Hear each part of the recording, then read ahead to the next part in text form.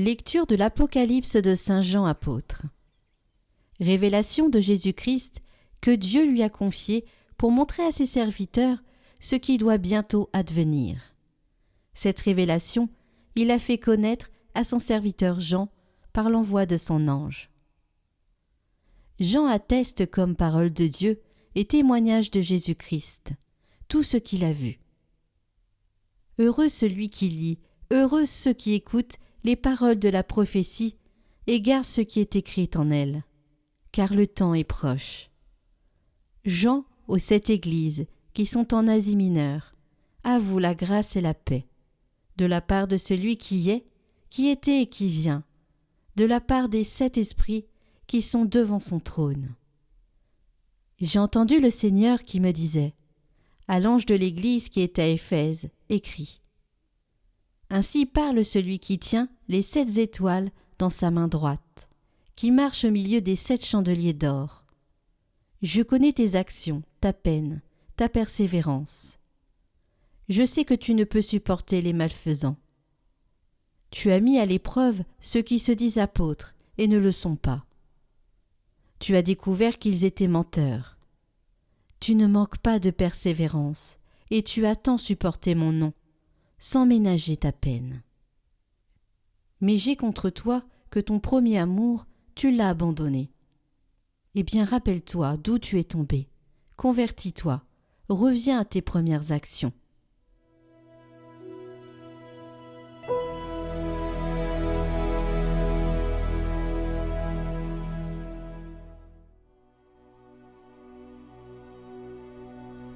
Au vainqueur, je donnerai de goûter à l'arbre de la vie. Heureux est l'homme qui n'entre pas au conseil des méchants, qui ne suit pas le chemin des pécheurs, ne siège pas avec ceux qui ricanent, mais se plaît dans la loi du Seigneur et murmure sa loi jour et nuit. Il est comme un arbre planté près d'un ruisseau, qui donne du fruit en son temps, et jamais son feuillage ne meurt. Tout ce qu'il entreprend réussira. Tel n'est pas le sort des méchants, mais ils sont comme la paille balayée par le vent. Le Seigneur connaît le chemin des justes, mais le chemin des méchants se perdra.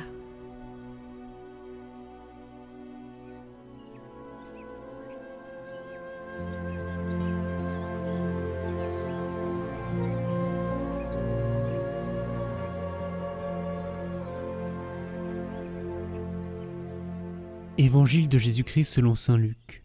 Alors que Jésus approchait de Jéricho, un aveugle mendiait, assis au bord de la route. Entendant la foule passer devant lui, il s'informa de ce qu'il y avait. On lui apprit que c'était Jésus le Nazaréen qui passait. Il s'écria « Jésus, fils de David, prends pitié de moi !» Ceux qui marchaient en tête le rabrouaient pour le faire taire. Mais lui criait de plus belle « Fils de David, prends pitié de moi !» Jésus s'arrêta et il ordonna qu'on le lui amène. Quand il se fut approché, Jésus lui demanda « Que veux-tu que je fasse pour toi ?»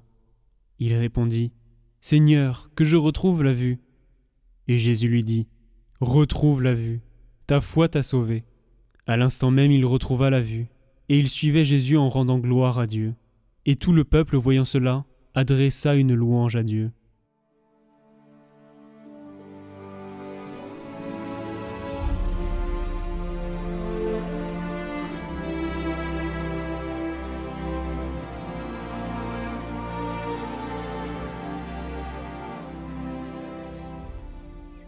Commentaire de saint Jean Chrysostome.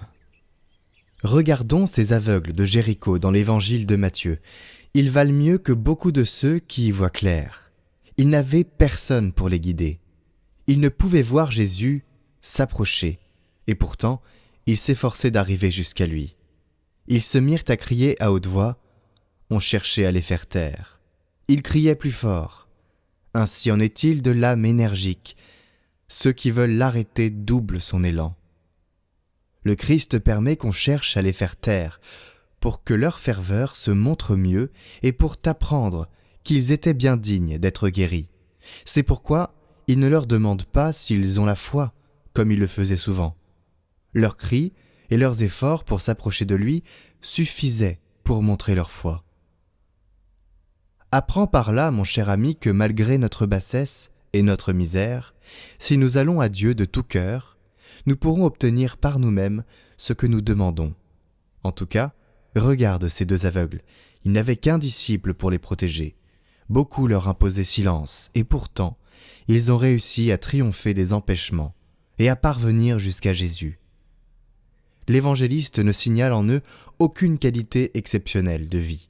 Leur ferveur a tout remplacé. Imitons-les, nous aussi.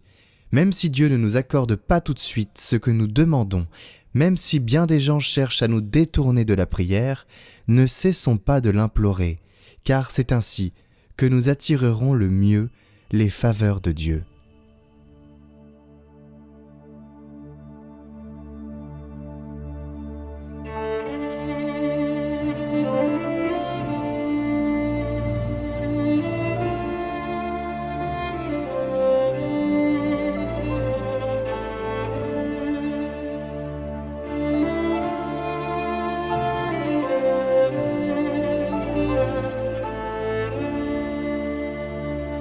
Seigneur, oublieras-tu pour toujours? Jusqu'à quand me cacheras-tu ta face? Vois mon âme est envahie de révolte, et jour et nuit le chagrin emplit mon cœur.